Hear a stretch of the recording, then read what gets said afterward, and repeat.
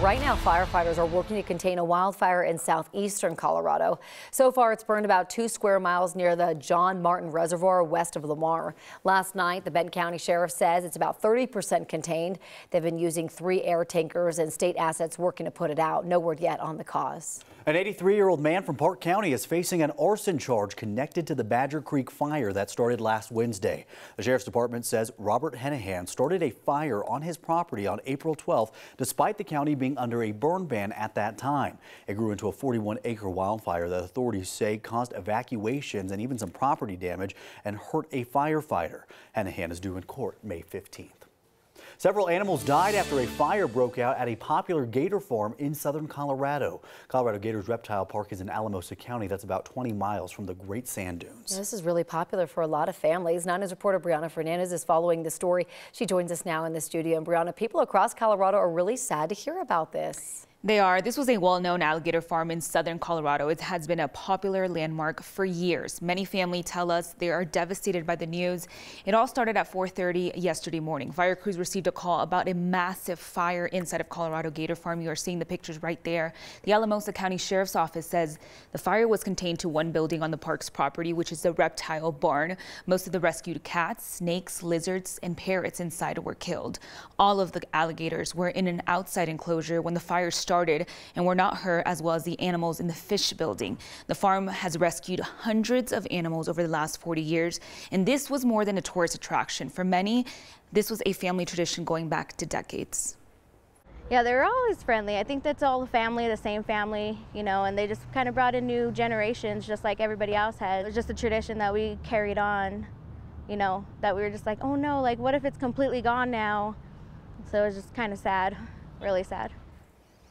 No humans were hurt in the fire. The cause is still under investigation, though the Gator Farm says no foul play was suspected. Now this morning, so many of you are sharing about how the Gator Farm meant to you. You can text your photos and your memories to 303-871-1491. That number is on your screen. And here are some of the texts and pictures that we've gotten. You can see people had a lot of memories. One person saying, we love this place. It's such a sad news. One of Colorado's hidden treasures. And that's what we keep hearing from a lot of people.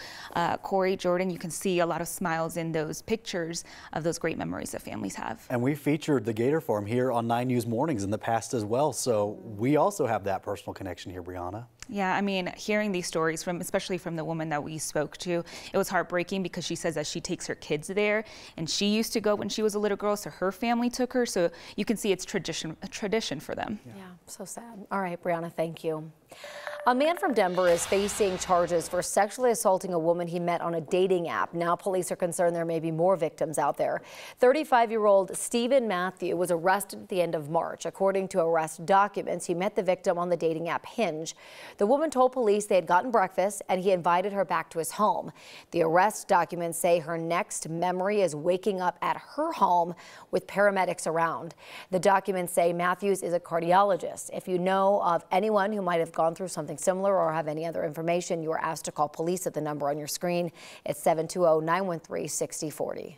The lawsuit between Fox News and Denver-based Dominion Voting Systems is over. The two reached a settlement just as opening statements were about to start. The defamation lawsuit accused Fox of spreading false claims about the 2020 election, blaming Dominion voting machines for Donald Trump's loss. Fox has admitted to telling lies about Dominion that caused enormous damage to my company, our employees, and the customers that we serve. Nothing can ever make up for that.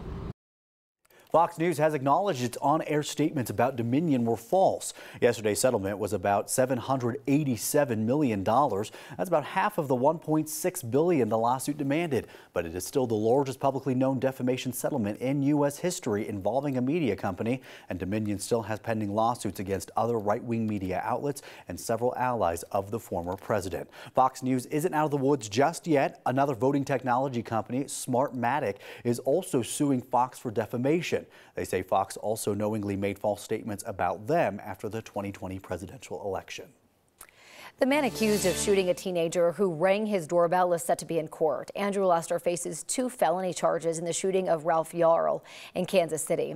Lester turned himself in yesterday and then was released on bond. Family members say Yarl was supposed to be picking up his younger brothers, but went to the wrong address a block away and was shot after ringing the doorbell. Civil rights attorneys say they believe the shooting was racially motivated. We get that the 16-year-old unarmed boy didn't actually pose a threat, but far too often in America, his skin alone is his weapon. It's the weaponization of blackness itself is really what we feel like this case is about. Lester has not been charged with any hate crimes. Yarl is already back at home recovering. The U.S. Supreme Court has until the end of today to make a decision about access to the abortion pill. On Friday, the court put a temporary hold on the ruling out of Texas that would limit access to mifepristone. The FDA says mifepristone is a safe way to end a pregnancy through 10 weeks and has been used for decades. The ruling from a district judge in Texas would withdraw the FDA's approval of the drug. The Supreme Court isn't rejecting that ruling, but pausing it while justices figure out what parts of it might stay in place. Justice Samuel Alito set a deadline for the justices to reach a decision 11:59 tonight. The Biden administration wants to continue to offer COVID-19 vaccines and treatments for free to people without insurance. People would be able to get those at pharmacies and some health centers. This plan would go into effect after the federal supply runs out and lasts through 2024. As of now, relatively few people are getting COVID shots and boosters, but the rate is even lower for people who don't have insurance. President Biden also signed an order expanding access to long-term care and child care. The order issues more than 50 directives to federal agencies, like identifying grant programs that can help with child care and long-term care for people working on federal projects. The executive order also requires the Defense Department to make child care more affordable for military families. And while temperatures are going to be cooler in the Denver metro area, it's not going to be the case down in southeastern plains. We still have a red flag warning with gusts up to 50, even 55 miles per hour at times. High temperatures in the middle to upper 70s, nearing 80 degrees, feeling more like spring, of course, than Denver will be, as Denver has only high temperatures in the upper 50s with some rain on the way.